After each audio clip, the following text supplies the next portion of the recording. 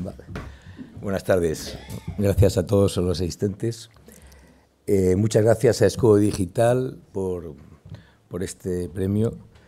No estoy acostumbrado porque toda mi vida profesional he intentado ser lo más discreto posible. He intentado que mi nombre y mi cara no saliera por ahí, pero ya he visto que ha sido imposible. Llega un momento que es imposible.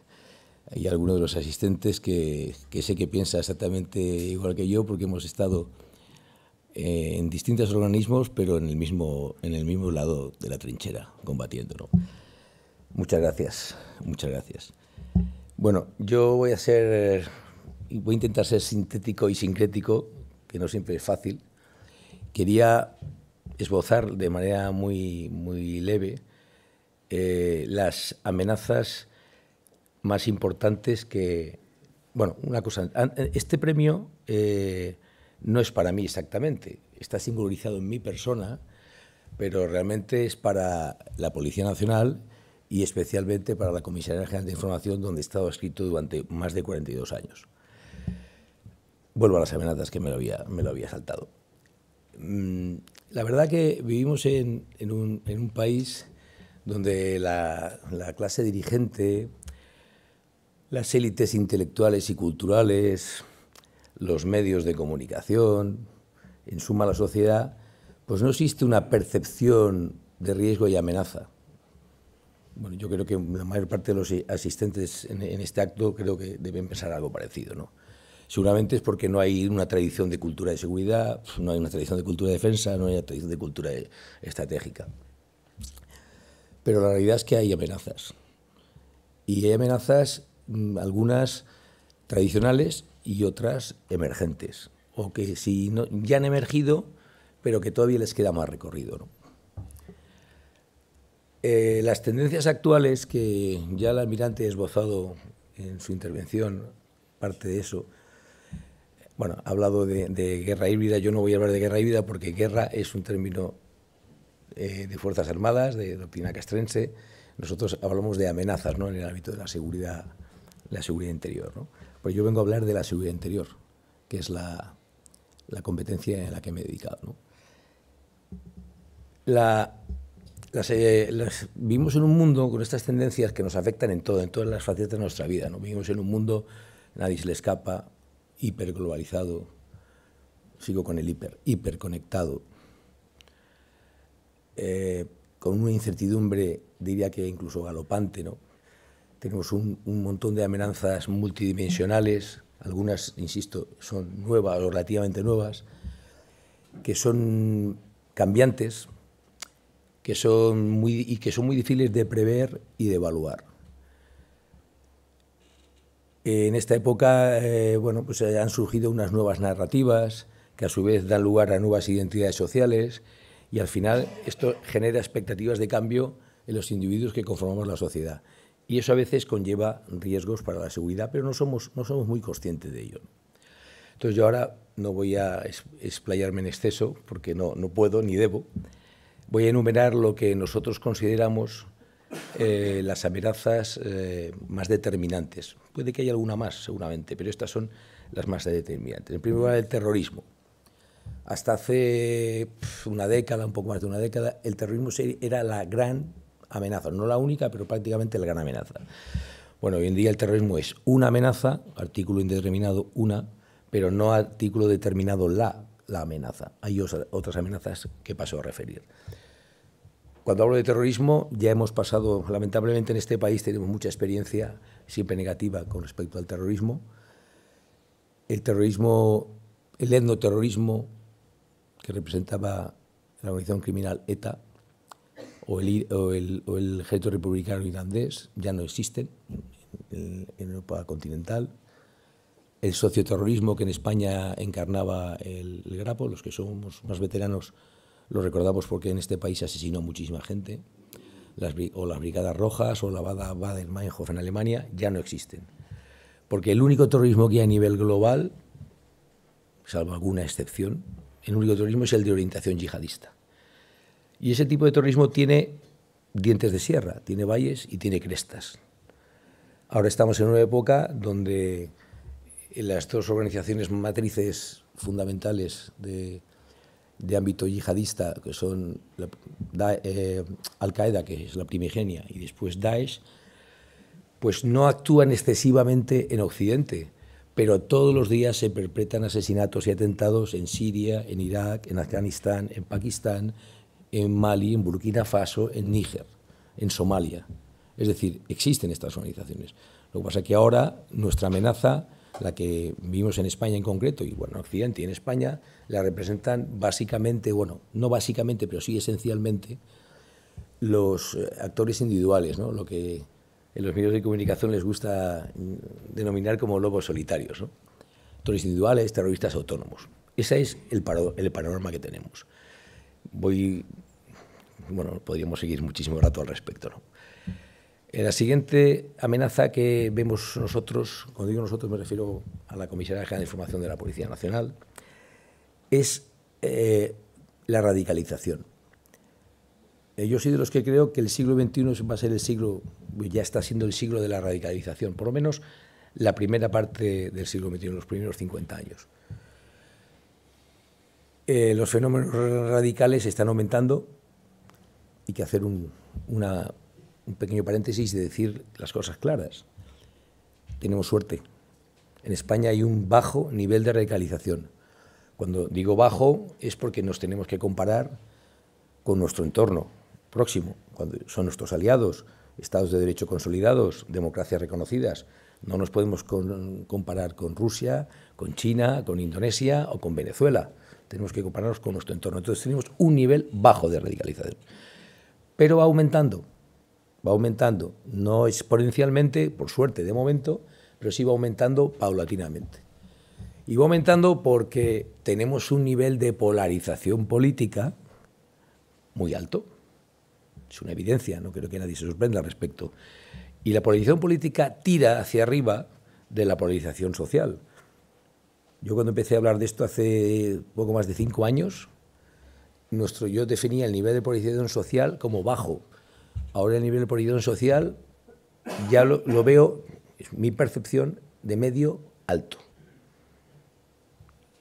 Y hay gente que discute en casa por cuestiones relacionadas con la política. Y eso procede de esa polarización política. Entonces no creo que nadie se va a sorprender al respecto, ¿no?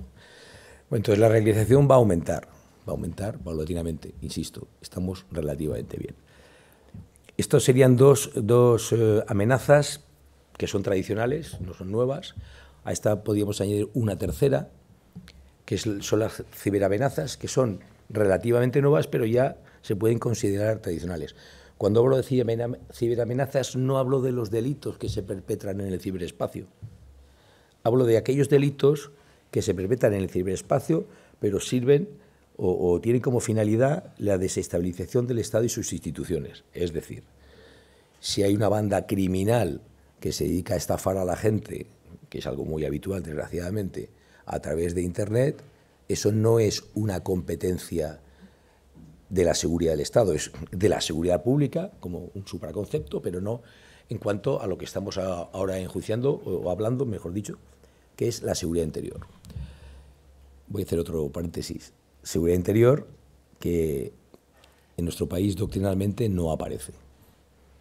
Solamente se habla de seguridad nacional y después de seguridad pública, que es uno de los 3 componentes de la seguridad nacional.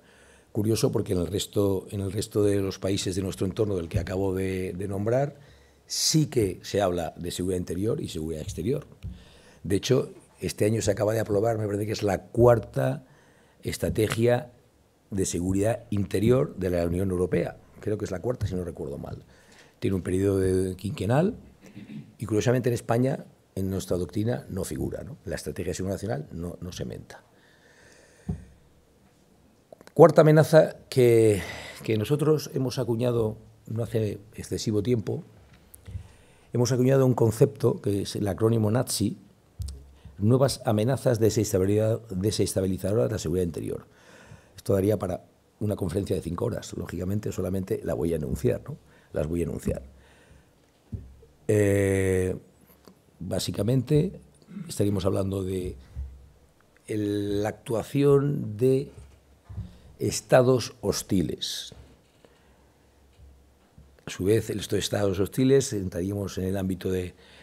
Tiene unas subamenazas que podrían ser la desinformación, las operaciones de influencia, injerencia o comunicación persuasiva en el ámbito cognitivo, la actuación de servicios, acciones cinéticas de servicios de inteligencia de esos estados hostiles y, por ejemplo, que aunque a mucha gente no le gusta hablar de ello o no quiere oírlo, las agresiones demográficas. No estoy hablando de la inmigración, digo las agresiones demográficas. Hay estados que utilizan los flujos migratorios como un arma de amenaza híbrida, almirante, no de guerra, amenaza, siempre en el ámbito de la seguridad. Eso lo hemos visto no hace muchos años en Bielorrusia, por citar un caso, que hay más. Después he dicho injerencias, en segundo lugar, la criminalidad proxy. Nosotros hemos optado por no emplear el término de crimen organizado, no emplearlo habitualmente, porque cuando se habla de crimen organizado estaría dentro de lo que es la delincuencia común, especializada y peligrosa y violenta, pero de delincuencia común no. Hay criminalidad proxy, es decir, hay grupos de crimen organizado que actúan como proxy de esos estados hostiles de los que acabo de mencionar, ¿no? Aunque no he mencionado los estados, los he mencionado solamente como estados hostiles, ¿no? Tenemos un ejemplo especialmente reciente en España, el intento de asesinato del expolítico Vidal Quadras. Bueno, pues fue organizado, pues es un individuo de origen tunecino, con pasaporte francés, contratado por la nebulosa criminal neerlandesa que se denomina Mocromafia, inspirado, pues, lógicamente, pues en este caso, por la inteligencia iraní. Otra cosa es que eso se pueda acreditar después en un juicio oral, lo cual no es fácil, por no decir que es harto complejo, ¿no? Pero es una realidad, existe. La inteligencia iraní también está interviniendo en Suecia, está interviniendo en Dinamarca, utilizando proxies, crimen organizado sueco, danés también, en menor medida de momento, pero va a seguir, esto va a ir en aumento, esto no se va a detener, seguro. Y después también nos encontramos con la tercera pata, que sería la delincuencia grave, un tipo de delincuencia grave organizada que llevamos conviviendo con ella unos años, bueno, incluso décadas, diría, en España, y no hemos visto, a lo mejor no hemos sido capaces de percibir esa peligrosidad, ¿no? Esa penetración en los tejidos social, económico, político, paulatino y lento, pero desgraciadamente cuasi irreversible. Organizaciones, bueno, como la 'Ndrangheta italiana, todo el mundo, bueno, la 'Ndrangheta no es tan conocida, es una de las organizaciones más peligrosas del mundo, la mafia siciliana, la camorra napolitana, no sé si alguien ha oído Dalton, que es una organización tremendamente peligrosa en Turquía. Bueno, este tipo de organizaciones tienen capacidad desestabilizadora, aunque no vayan perpetrando asesinatos todos los días. Pero como no tenemos percepción de amenaza ni de riesgo, no lo observamos y los tenemos entre nosotros. La siguiente sería bueno, ya estoy acabando. Los riesgos tecnológicos. Los riesgos tecnológicos procedentes de, bueno, en esta sociedad en la que estamos inmersos en una auténtica disrupción tecnológica. La mayor parte de estas tecnologías nuevas que están eclosionando, algunas ya han eclosionado y otras están desarrollándose, pues son extremadamente beneficiosas para nosotros, para la sociedad en su conjunto. Pero parafraseando a Star Wars, tienen su reverso tenebroso. Hay algunas que tienen su reverso tenebroso. Aquí podría citar ahora 15, hay muchas más seguramente, pero voy a citar solamente a 4 que, desde mi punto de vista, son las que van a tener repercusión, ya la están teniendo, en el ámbito de la seguridad interior. La inteligencia artificial, que ya está en boca de todo el mundo, la inteligencia artificial generativa, la impresión aditiva, lo que la gente vulgarmente conoce como impresión 3D, tridimensional, o la impresión ya 4D, tetradimensional, la computación cuántica. La computación cuántica en no muchos años, yo no soy ningún especialista en computación cuántica, vamos, no tengo ni idea. Un poco más de los qubits y poquito más. Pero sí sé los riesgos que puede conllevar esta tecnología impresionante que ahora lideran Estados Unidos y China y que en no muchos años amenaza con hacer saltar por los aires todos los sistemas de encriptación. Piensen ustedes, los que trabajan sobre todo en el sector privado, público también, pero en el sector privado, que salten por los aires todos los sistemas de encriptación. Que la cadena de bloques distribuida, ¿no? Que blockchain, que se utiliza para, entre otras cosas, para sostener el sistema, los sistemas de criptomonedas o criptodivisas, de repente ya no estén encriptados. Piensen lo que puede ocurrir, ¿no? Y el poder que confiere a las personas, organismos o estados que tengan esas capacidades. Y finalmente otra tecnología disruptiva que pensamos que puede ser extremadamente peligrosa, pero necesaria, insisto, necesaria, son los sistemas de vehículos autónomos no tripulados. Los robots, incluidos los nanorobots, los vehículos sin conductor y especialmente los drones. Los drones, estamos sacando unas conclusiones de la guerra de Ucrania. Hoy por hoy, pues yo creo que los representantes de Fuerzas Armadas saben más que yo de esto, segurísimo. Hoy Ucrania es el líder, bueno, Ucrania y Rusia, ambos países son líderes en innovación en el empleo de drones. Pero no estamos hablando de los drones no de algunos de los drones de utilización militar, que a lo mejor tienen 8, 10, 12 metros. Estamos hablando de drones comerciales que los compras por AliExpress, que valen 500 euros y que son modificados y letalizados y que pueden ser utilizados para perpetrar atentados. Eso no es ciencia ficción, no es ninguna ciencia ficción, es una realidad como que estamos en estos momentos en esta sala. Y bueno, y ya finiquito, he hablado pues estas amenazas, digamos amenazas conceptuales, y después hay amenazas, tenemos dos, más que son amenazas, sino amenazas espaciales, ¿no? Tenemos la frontera este, el término que emplean Fuerzas Armadas creo que es frente, ¿no? Creo. Bueno, nosotros empleamos el término frontera este, obviamente lo que pasa en el este de Europa, y después la frontera sur, que es la más próxima geográficamente. Tradicionalmente nuestra frontera sur era el norte de África, el Magreb, pero ya se ha desplazado 2.500 más al sur, 2.500 kilómetros, perdón, más al sur, ya está en la franja sahelo-sahariana. Y aunque ahora no seamos muy conscientes, salvo por los problemas de los flujos migratorios que no se van a detener,